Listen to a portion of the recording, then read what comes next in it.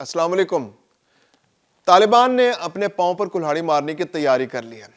وہ اس طرح کہ انہوں نے اپنی فورس میں سے 20% جنگجوؤں کو فارغ کر دیا ہے، اور اہم بات یہ ہے کہ یہ جنگجو تاجک اور ازبک ہیں۔ اور کون سے علاقوں سے فارغ کیا گیا ہے؟ یہ ہیں تاجک اور ازبک اکثریتی علاقے۔ یہاں پر طالبان پشتونوں کی تعداد بہت کم ہے، یعنی اس کا مطلب ہے کہ طالبان اب صرف پشتون لبادہ اوڑھ کر افغانستان کے اندر آنے والا وقت گزاریں گے۔ اور آج کے ولاگ میں ہم ذکر کریں گے جرمنی جانے والے افغان نیشنلز کی۔ ایک بار پھر اچھی خبر ہے ان نیشنلز کے لیے کہ 535 افغان نیشنلز کو جرمنی نے اس سال کے اندر یعنی اس دسمبر کے اندر اپنے ہاں بلانے کی تیاری مکمل کر لی ہے۔ 635 کو وہ پہلے منع کر چکے ہیں، لیکن 535 ایسے افغان نیشنلز ہیں جو سکریننگ کے بعد اس قابل قرار پائے ہیں کہ ان کو جرمنی میں بسا لیا جائے اور اس سال کے اختتام تک ان کو واپس جرمنی لے جایا جائے گا۔ میں ہوں خرم کلیم اور آپ دیکھ رہے ہیں 24 ڈیجیٹل۔ افغانستان کے اندر صورتحال انتہائی کشیدہ سے کشیدہ ہوتی چلی جا رہی ہے۔ طالبان کے لیے چیلنجز میں اضافہ ہو رہا ہے۔ طالبان کے لیے سب سے بڑا چیلنج تو یہ تھا کہ قندھاری گروپ اور حقانی گروپ آمنے سامنے آ گئے۔ اب قندھاری گروپ اور حقانی گروپ جو ہے ان کی ڈیفرنٹ سوچ ہے، ڈیفرنٹ خیالات ہے۔ یہ مختلف علاقوں میں جب روس کے خلاف لڑ رہے تھے تو مختلف گروپ سے حقانی گروپ ایک بہت اہم گروپ تھا، اور باقی گروپس جو تھے طالبان کے یہ تو 1994 کے بعد عمل میں اس موجودہ شکل میں سامنے آئے۔ لیکن جلال الدین حقانی ایک بہت بڑا نام تھا افغانستان جہاد کے حوالے سے۔ گلبدین حکمت یار، یونس خالص، عبدالرب رسول سیاف، جلال الدین حقانی اور اس کے علاوہ جو احمد شاہ مسعود، یہ بہت بڑے بڑے کمانڈرز تھے۔ تو جلال الدین حقانی کو تو ایسے کمانڈر تھے کہ جن کو صدر ریگن نے بھی وائٹ ہاؤس کے اندر بلا کے ان سے ملاقات کی تھی۔ تو یہ گروپ افغانستان کے اندر اس کی بہت کنسنٹریشن تھی، اور پاکستان کے ساتھ بھی اس کی بہت اچھی گڈ ول تھی۔ اب جب سے قندھار کے جو قندھاری گروپ ہے اس کا طالبان کے اوپر کنٹرول ہوا ہے، جو اخندزادہ اور ملا ہیبت اللہ، یہ جب سے ان کا بہت زیادہ کنٹرول طالبان پر ہوا ہے تو یہ طالبان کی پاکستان کے ساتھ دشمنی جو ہے ابھر کر سامنے آئی ہے۔ اور جلال الدین حقانی گروپ جو اب سراج الدین حقانی جو اس کو لیڈ کرتے ہیں، ان کو دیوار سے لگانے کی کوشش کی جا رہی ہے مسلسل۔ تو اس کے بعد طالبان کے اندر کشیدگی بڑھتی چلی جا رہی تھی۔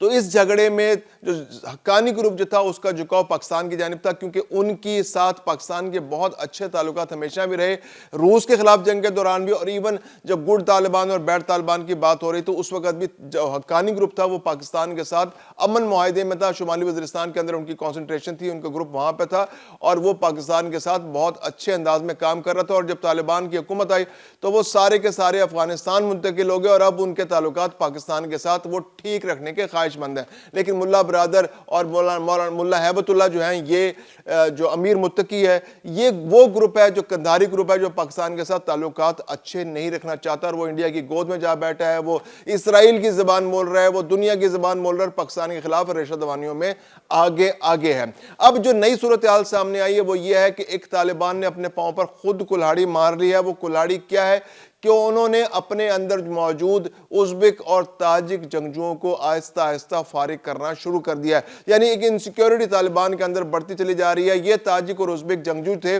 یہ ٹوٹل جو جنگجو فورس ہے طالبان کی اس کا 20% ہے۔ بظاہر جو تاثر دیا جا رہا ہے وہ تاثر یہی دیا جا رہا ہے کہ چونکہ بجٹ ریسٹرینٹس ہیں، جی پیسے نہیں ہیں طالبان کے پاس، طالبان جو ہے ان کو تنخواہیں نہیں دے سکتے یا ان کا بوجھ نہیں اٹھا سکتی، ان کو روزگار فراہم نہیں کر سکتی، تو اس لیے ہم ان جنگجوؤں کو فارغ کر رہے ہیں۔ ایک آرگومنٹ یہ بھی دیا جا رہا ہے کہ جو چونکہ طالبان نے بہت کنٹرول ملک پہ بنا لیا ہے، تنظیمی طور پر وہ بہت مضبوط ہو چکی ہے، تو اب امن کی راہ ہموار کرنی ہے تو ان جنگجوؤں کی ضرورت نہیں ہے،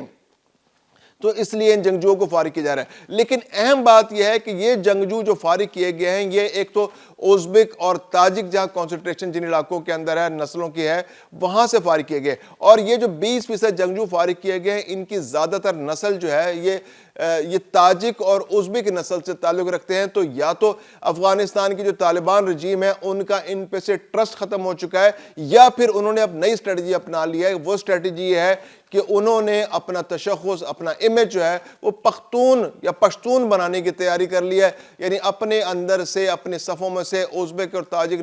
جو نسل کے جو طالبان ہیں ان کو آہستہ آہستہ فارغ کیا جائے گا، کیونکہ ان پر ان کا ٹرسٹ کم ہے، اور ٹرسٹ بنا جائے گا اپنے پشتون بھائیوں پر کہ وہ افغانستان کے اندر جو طالبان رجیم ہے اس کی صفوں کے اندر رہتے ہوئے مضبوط سے مضبوط طالبان کو بنائیں گے، اور ایک خاص گروپ جو ہے وہ کانسنٹریٹ کرے گا۔ اب دلچسپ بات یہ ہے کہ ڈیموگرافی جو ہے افغانستان کی سمجھنے کی ضرورت ہے۔ افغانستان کی ڈیموگرافی کے اندر جو پشتون آبادی ہے وہ صرف 38 سے 40% ہے، یعنی کہ وہ اکثریتی گروپ تو ہے لیکن اس کو سادہ اکثریت حاصل نہیں ہے۔ جو ازبکستان کے اندر جو افغانستان کے اندر جو باقی گروپ ہیں، جو تاجک گروپ ہے وہ بہت بڑا گروپ ہے، اس کی آبادی تقریباً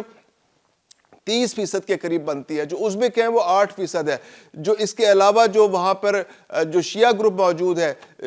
جو ان کی آبادی بھی 8% کے قریب ہے۔ تو اس طرح سے یہ آبادی جو ہے ہزارہ گروپ، جس کو جو ڈومیننٹلی ہزارہ گروپ ہے ان کے اندر شیعہ آبادی زیادہ ہے، تو ان کی آبادی بھی 8% ہے۔ تو اس طرح سے افغانستان کے اندر جو پشتون گروپ ہے وہ اکثریت میں نہیں ہے، اگرچہ وہ بڑا گروپ ہے لیکن 40% یا 38% آبادی کی وجہ سے اب طالبان جو ہے وہ ان کے اندر جو ڈومیننس ہے وہ پشتونوں کی ہے۔ جو تھوڑے بہت ازبک اور تاجک تھے ان کو بھی یوں سمجھیے کہ 20% کے قریب ازبک اور تاجک اور باقی نسلوں کے لوگ